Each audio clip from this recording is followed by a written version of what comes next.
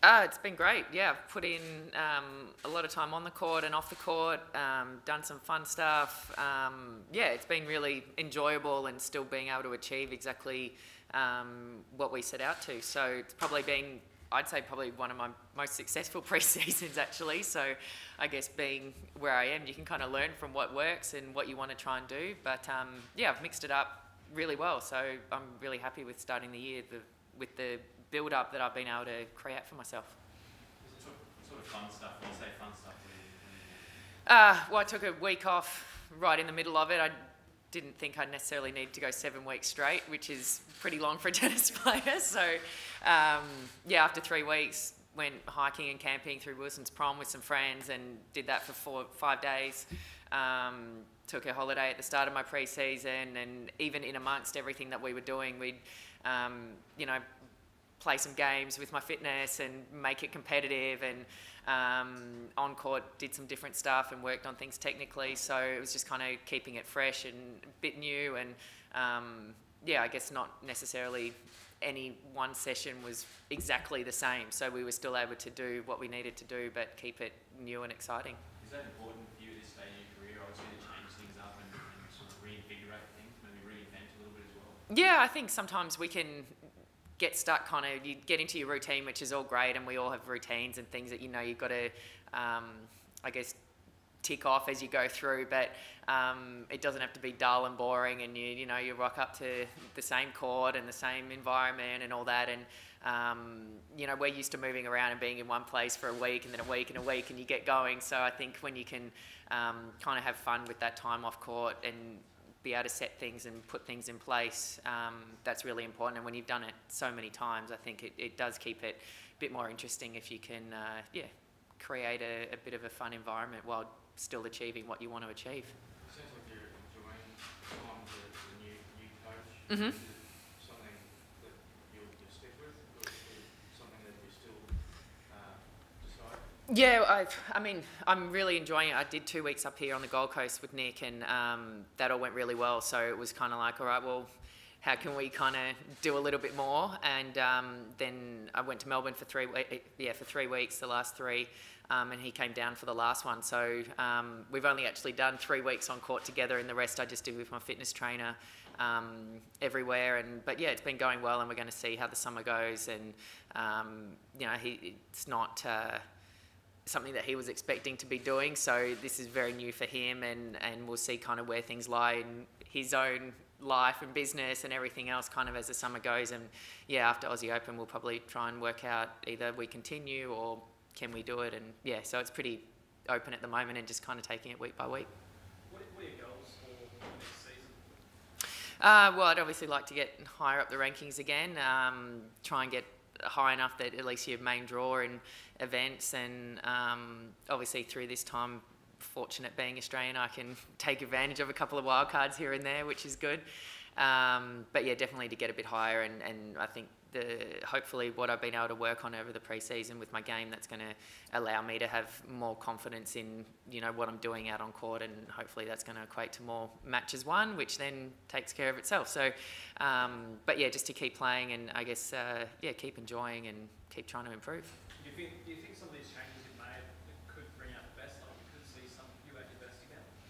Well, that's the plan. So yeah, I definitely, there were some things that I really felt like as last year was approaching, even through the last lot of tournaments, that I really need to try and get better at, and was trying to, I guess, tinker and improve things as the year was kind of finishing. And it's not necessarily the easiest environment to do that when you're at tournaments and you're playing a match here and there, and that sort of environment. So really knuckled down and really worked on a couple of things, which it's all going great in practice and I'm feeling really good, but obviously the ultimate test is in matches where you're under that pressure to perform and, you know, stick to those things. So I'm feeling good and confident with where my game's at, but yeah, obviously you get put to the test pretty quickly in this type of event. Everyone's good and ready to go as well. So yeah, we'll see.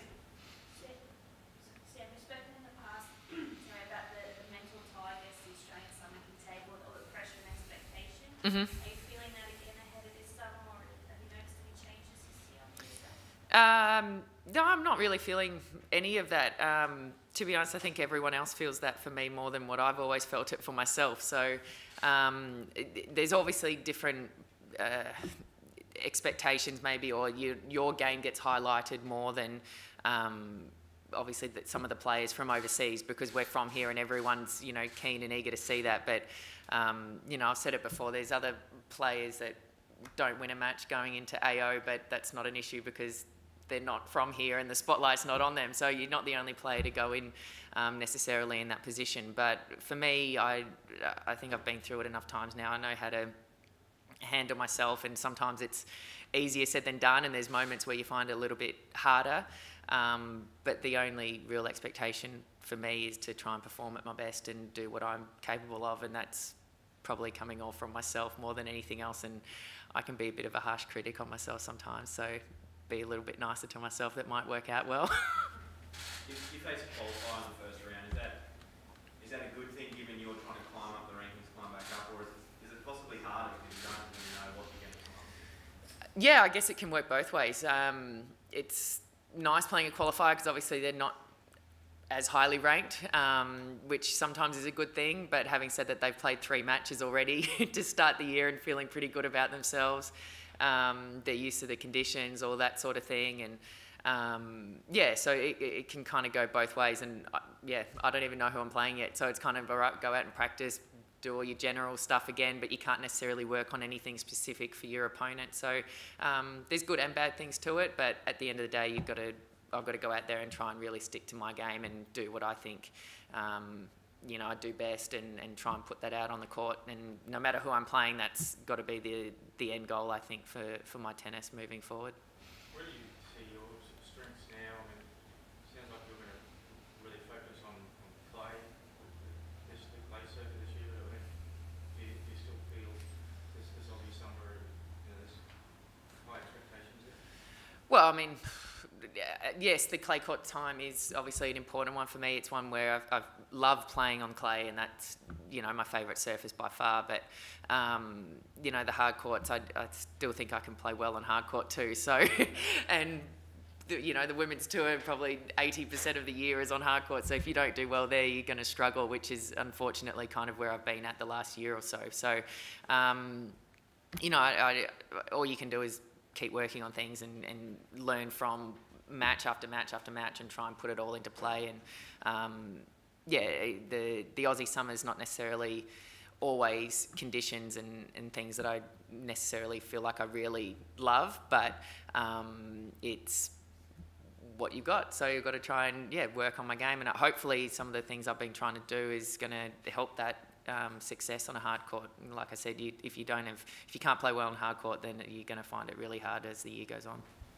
Coming back to those home expectations, we're talking with Dario before about the fact no Australian woman has won here in Brisbane yet. Is that something you'd really like to see change? Is something, you know? Oh, if I won Brisbane, I'd be over the moon. So that'd be awesome. Or if Dash won it, or Pre, or whatever, you know. So yeah, I mean, but I think the thing is, even though we're from here, it doesn't necessarily give you a huge leg up against your opponents. Everyone's good. Everyone, you know, gets used to the heat pretty quickly, and even probably having the roof almost kind of helps the Europeans, to be honest, because it is a lot cooler in there compared to playing outside. And they've all been used to playing indoors over their pre-season, and we typically don't play indoors. So you know, it's great to be at home. We've got that crowd support, which is awesome. But yeah, I think some of the foreigners also quite like these conditions as well. So we'll give it our best shot, and yeah, hopefully one day an Aussie will be holding the trophy. I think you and John Millman are set to be New Year's Eve doubleheader. Mm-hmm. Play 7 and you to follow. Just what sort of special night is that for Australian tennis? It's such a big holiday here too. Yeah, it'll be good fun. Yeah, I mean, it solves where to go for dinner that night, so I don't have to make any reservations, which is easy, and I'll get home in time for the midnight fireworks. So, but no, it's nice to be playing out there. I think it's going to be a really great night. I actually don't even know who John plays, but you know, he's always exciting to watch. I love watching him at the US Open this year, and yeah, being from Brisbane as well, hopefully we're going to have a great crowd and put on a good show, and hopefully get 2 from 2. Just in terms of winning the US Open,